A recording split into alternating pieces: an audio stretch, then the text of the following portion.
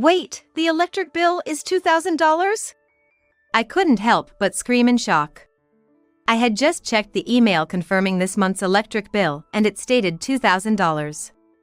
I thought it was a hallucination and checked multiple times, but it clearly stated $2,000.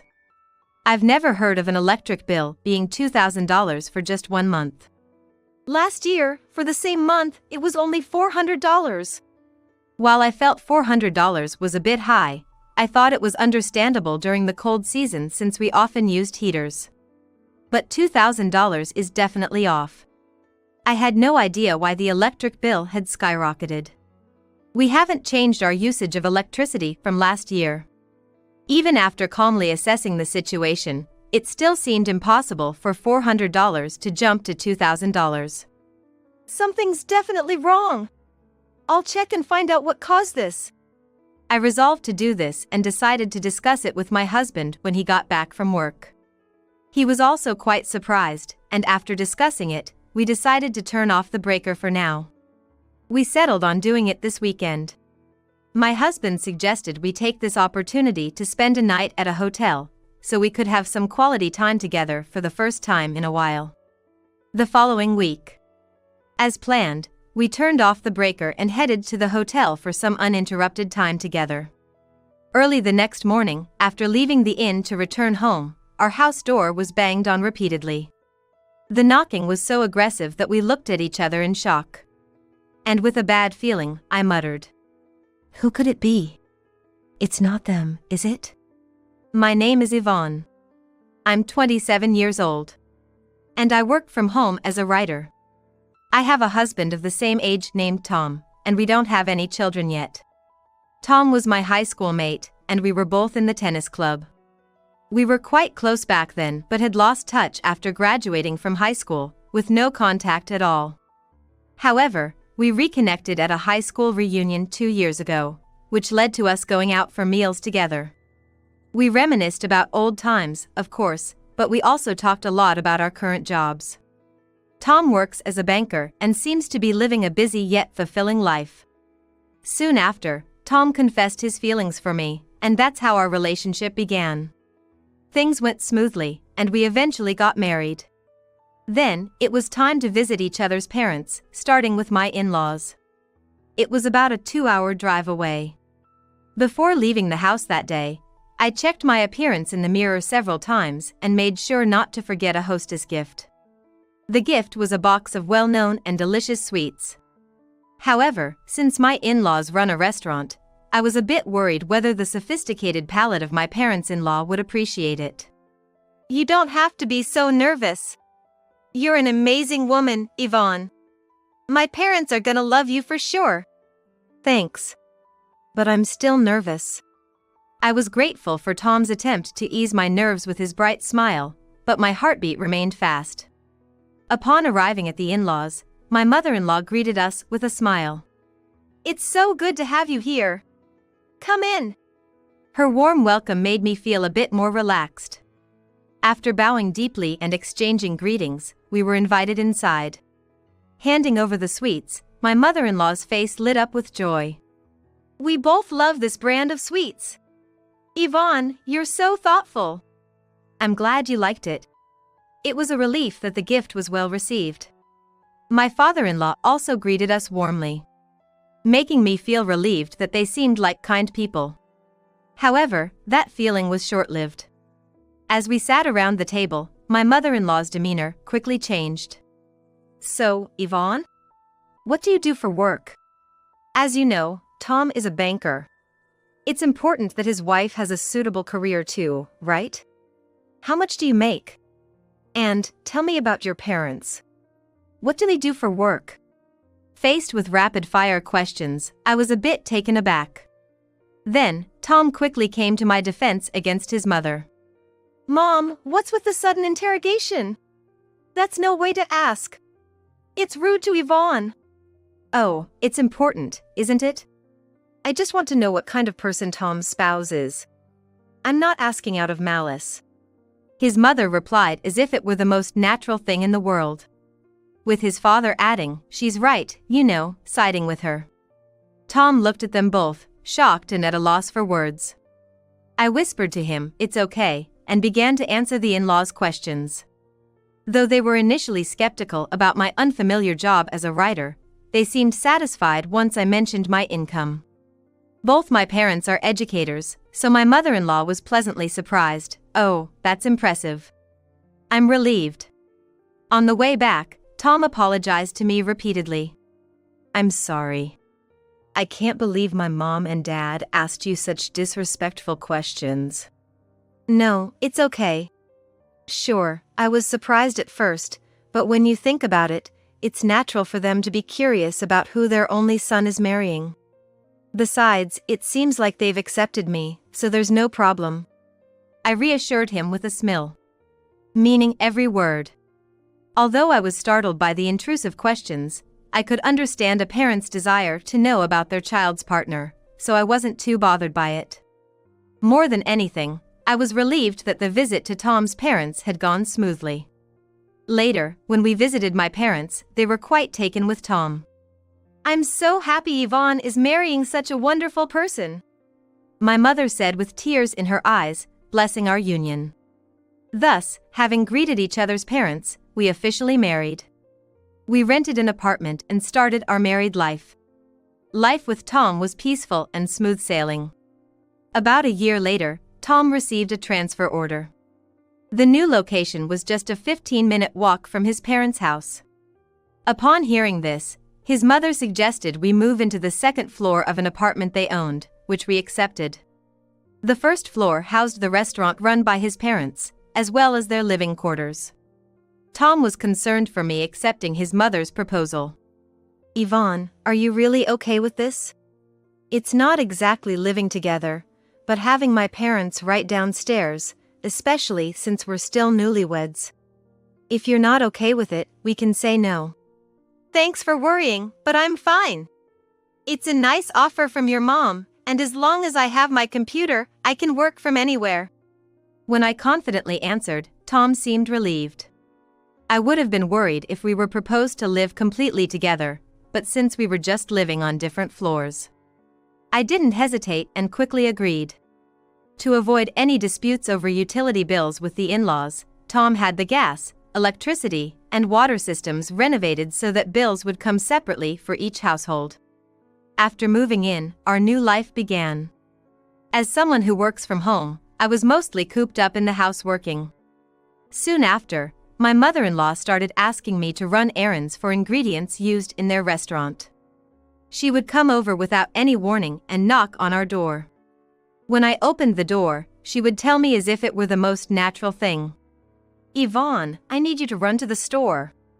I wrote down what I need on this list, so go get it now. Here, don't mess it up." "Now? But I'm in the middle of work," I answered, puzzled, only for her to shout back as if cutting me off. "Just do your work after you're done with the errands. Come on, hurry up. Your father-in-law and I are busy." "Okay." I reluctantly went on the errand. This became a frequent occurrence, eventually interfering with my work. "I'm really sorry, but it's difficult for me when you ask so often. I have work too." "Oh, Yvonne, don't be mean. Think of it as helping out us. Now, off you go to the store today too." No matter how much I protested, she wouldn't listen, so I started working outside at cafes to avoid being ambushed by her. Working outside, where I didn't have to worry about unexpected visits, was much more productive. I thought living separately would prevent any issues, but I was mistaken. It looks like I might have to continue working outside. I considered talking to Tom about it, but he had just transferred and was working hard at a new branch. I didn't want to add to his worries, so I tried to handle my mother-in-law on my own. A month and a half after moving in, I had urgent work to do and decided to stay home to work, planning to firmly decline any errands if asked. Then, I received an email notification. Opening it, I found it was a notice about our electricity bill for the first month after moving. I wonder how much the electric bill is. Maybe I'll check it before I start working. Muttering this, I opened the email to check, and the amount written there made me question. "Huh? the electric bill has gone up from before. It had increased by a few $100s compared to when we lived in our previous apartment. Alone in the room, staring at my smartphone, I was puzzled when there was a knock at the front door. It was my mother-in-law. I opened the door, smartphone still in hand. "Oh, Yvonne's home today. That's good. You know, you've hardly been at home lately, and I've been having such a hard time with you always out. Just today, I ran out of onions and need you to go buy some right now." "That's okay, right? Sorry, but I can't go today. I have urgent work to do." When I firmly declined, my mother-in-law started to make a fuss. "What urgent work? You're just holding your smartphone. Were you playing games or something? Just go buy the onions quickly." A daughter-in-law should listen to her mother-in-law. "I'm not playing games on my smartphone. I was looking at the electric bill." Just as I was saying this, I decided to ask her a question. "I wanted to ask you something about the electric bill. It's higher than when we lived in our previous apartment. Have you noticed the electric bill going up?" My question made her change her demeanor completely, furrowing her brows in concern. "Yes, that's right. Our electric bill has gone up too, and it's such a hassle. It's really annoying, isn't it? I wish it could be cheaper. It costs so much just to live. It's a tough world, so sad and frustrating that it makes me want to cry." My mother-in-law dramatically pretended to cry. It seemed the electric bill at the in-laws was also on the rise, and they were having trouble with it. "I see. So, it's not just our household, electric bills are going up everywhere. It's surprising how quickly they can increase." "Exactly. It's not just your and Tom's place. Everyone's dealing with it. Everyone's having a hard time," my mother-in-law stated emphatically. Then, turning on her heel, "Well, I'll just have to buy the onions myself today. But just so you know, this is just for today. I'll let it slide just this once. See you," she said and left. After that, while still somewhat concerned about the electric bill, I realized I had to get down to work. 2.5 months had passed since we moved into the in-laws' apartment, and it was the middle of winter. As usual, to avoid being asked to run errands by my mother-in-law, I had been working at a cafe. Just as I was about to leave after finishing my work, I remembered I hadn't checked my smartphone at all. Deciding to check it there, I sat back down and opened my phone. There was one email. I had been so focused on my work that I hadn't noticed the vibration notifications for emails. The email was titled, "Electric Bill Final Notice." It was the second electric bill since we moved into the in-laws' apartment. As I opened the email, remembering last month's bill was a few $100s higher than it used to be at our previous apartment, I involuntarily exclaimed upon seeing the figure written there. "What, $2,000? My outcry made the other customers in the cafe look over in wonder. I quickly apologized to those around me with a sorry.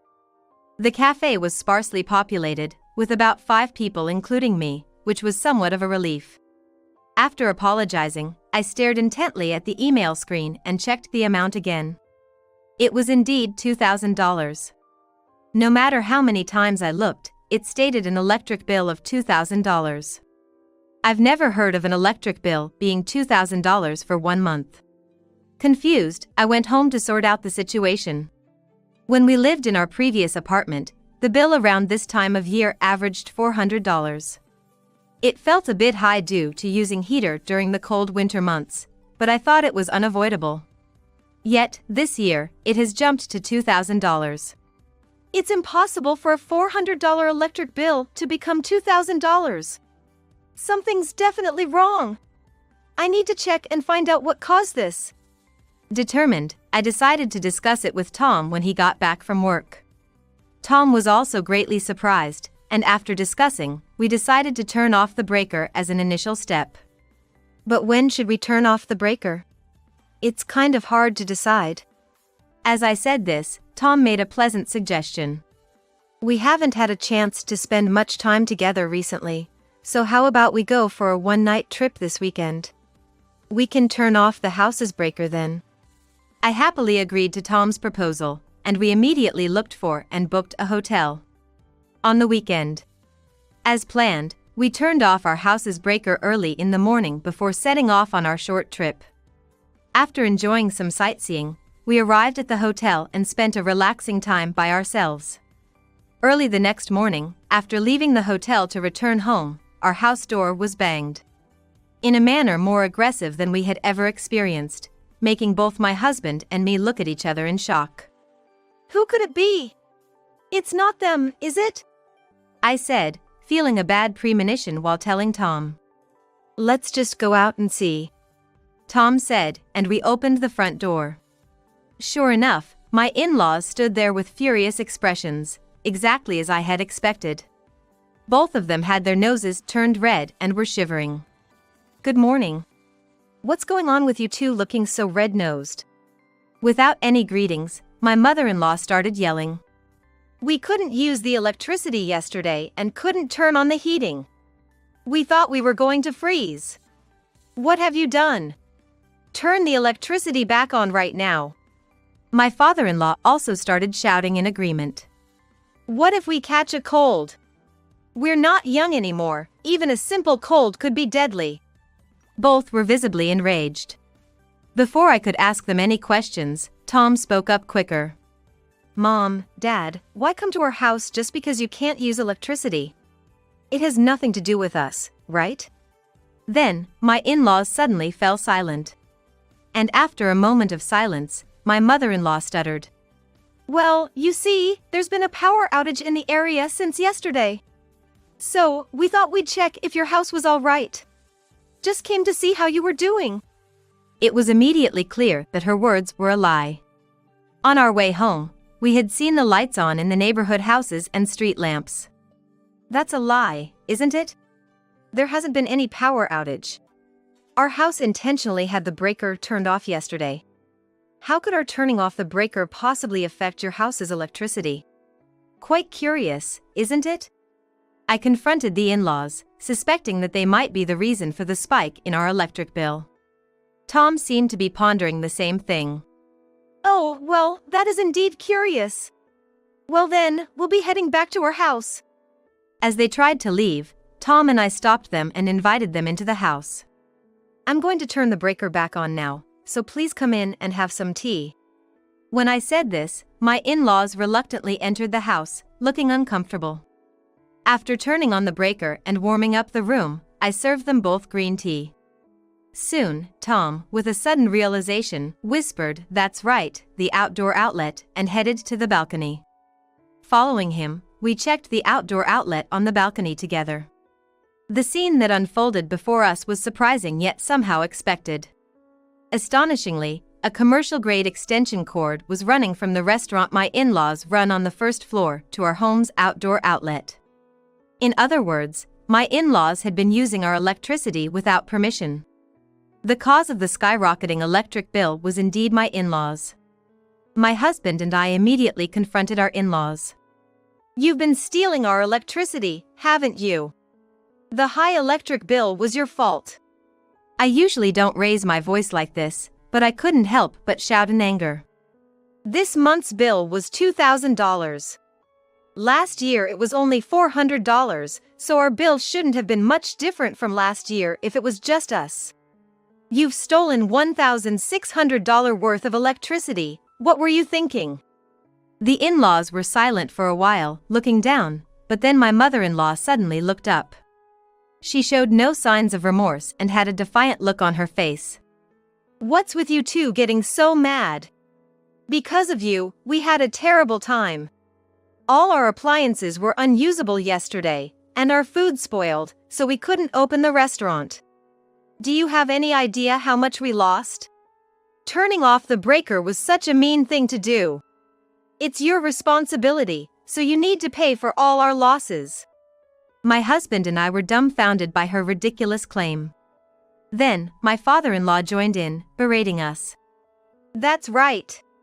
We caused trouble for our customers and had a hellish day. It's all your fault. And stop fussing over the electric bill. Think of it as filial piety. As I listened to my in-laws, a suspicion arose in me. Excuse me, both of you, did you have us move into this apartment from the beginning with the intention of stealing electricity? Were you planning to use us? My question made my in-laws laugh derisively. Yes, that's right. Not just that, we thought if we had you live here, you'd take care of us in our old age, too. It was all beneficial for us. We're getting old, you know, we have to think seriously about our future. We don't want to end up in a facility, so we thought we'd have you look after us forever. Wow. I was utterly appalled. How selfish could they be? Then, Tom let out a big sigh and said, Look, we're not going to be here forever, right? I'm going to be transferred again at some point. We never said we'd live here indefinitely. Indeed, Tom being a banker, transfers were inevitable every 3 to 5 years. So, my understanding was that we would live in this apartment for at most 5 years. Hearing Tom's words, the in-laws were surprised and then started yelling again. What? Is that true? We thought you'd be staying in this house forever. If you're going to be transferred that often, you should just quit being a banker. Find a job without transfers and keep taking care of us. What? This is just ridiculous. I can't believe you two. I used to respect you, despite your quirks, for running the restaurant so hard. I thought you were parents to be proud of. But now, that feeling is gone. I can't respect you at all now, and honestly, I despise you. It's embarrassing to think you're my parents. As Tom said this, my father-in-law slammed his hand on the table and yelled. How dare you talk to your parents like that? Who do you think raised you? If you're going to say such things, give back all the money we spent on you. Do you know how much your education cost? Pay it back now. Yes, Tom. How could you say such terrible things? Your mother is heartbroken. To think my only son would grow up to say such hurtful things. Oh, how sad. My father-in-law started demanding education fees back, and my mother-in-law began to dramatically pretend to cry. Not a single tear spilled from my mother-in-law's eyes. Amid this chaotic situation, I felt dizzy and coldly told my in-laws. You two are the worst. What you're saying is nonsense. For starters, you will be paying us back for the electricity you stole. How dare you speak so insolently? Know your place as a daughter-in-law and watch your mouth.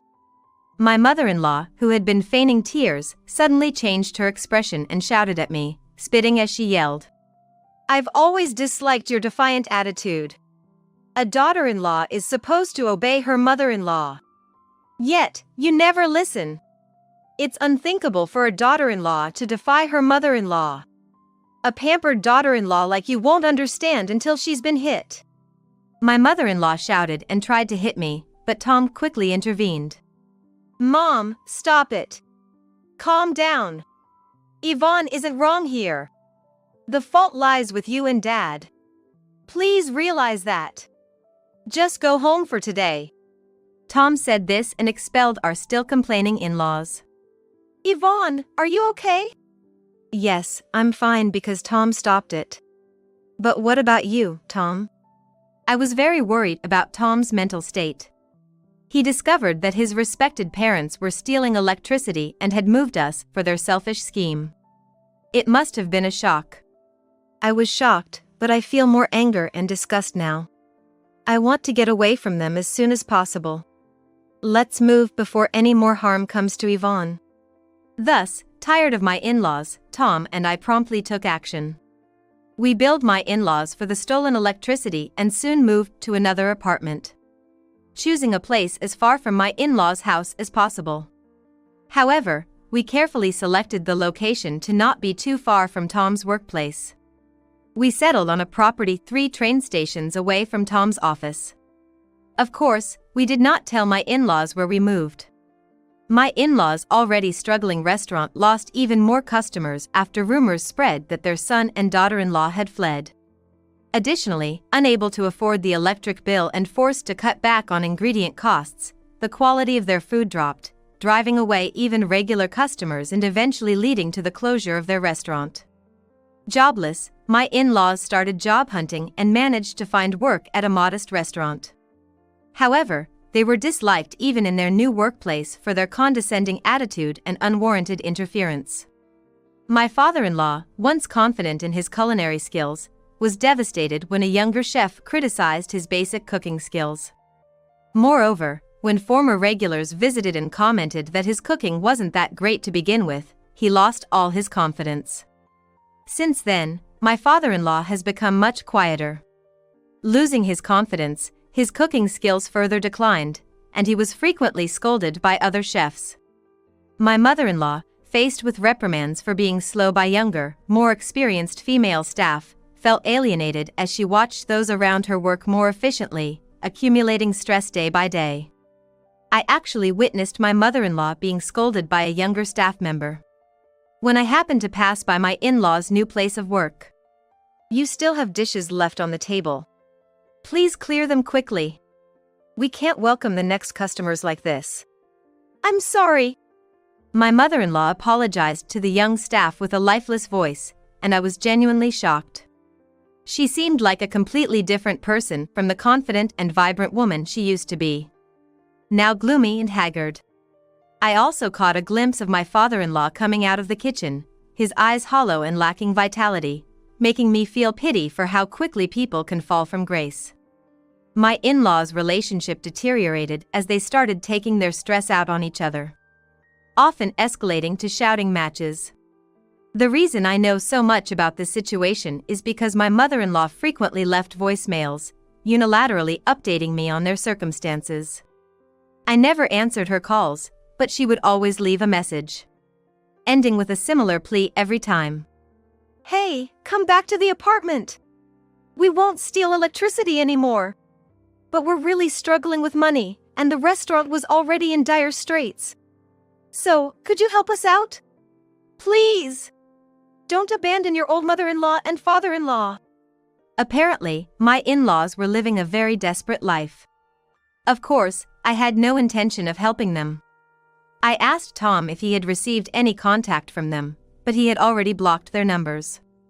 I've blocked my parents' numbers a long time ago. I really don't want anything to do with them anymore. Yvonne, you should block them too. I'm sorry my parents keep causing trouble. No, Tom, you don't have to apologize. Yes, I'll block them too. Thus, we no longer received calls from my in-laws, and we continued to live our peaceful days together. After moving, our electric bill returned to its usual amount. A few months later, I happened to meet someone who lived near my in-laws and learned about their current situation. Our move had left the second floor of the in-laws' house in disrepair, and their constant fighting was so loud that neighbors had called the police on occasion. Our move had left the second floor of the in-laws' house in disrepair. And, it was said that every day, the voices of the two fighting could be heard echoing from the in-laws' house. It was so loud that the police were called on occasion. When the noise suddenly stopped, it turned out my in-laws had moved away. Rumor has it, unable to afford the maintenance costs, my in-laws reluctantly sold their house and moved to a cheaper apartment with their limited savings, living in poverty. The last time our neighbors saw my in-laws, they looked terribly aged and worn out. Hearing this, I couldn't muster any sympathy for my in-laws. Despite everything, Tom and I continued to live happily together. Our days were peaceful without the theft of electricity or sudden errands from my mother-in-law. My work from home became even more valued, and my salary increased. A few years later, Tom got promoted and was transferred to a major bank, and of course, I was going with him. Then, something wonderful happened. I found out I was pregnant. Tom, I think I'm pregnant. I told Tom, showing him the positive pregnancy test. Tom cried tears of joy. Yes. Thank you, Yvonne. I'll protect you and our baby, no matter what. He assured me strongly, wrapping me in a sense of bliss. Despite the hardship caused by my in-laws, marrying Tom was truly the best decision. We have no plans to let the in-laws meet our child. Instead, Tom and I, along with my parents, decided to shower our child with love. Morning sickness soon followed, but Tom was there to support me every step of the way. Tom is going to be a great father. As my health stabilized and we found out the baby's gender, our excitement to meet the baby only grew. We plan to continue supporting each other and working together through the days ahead.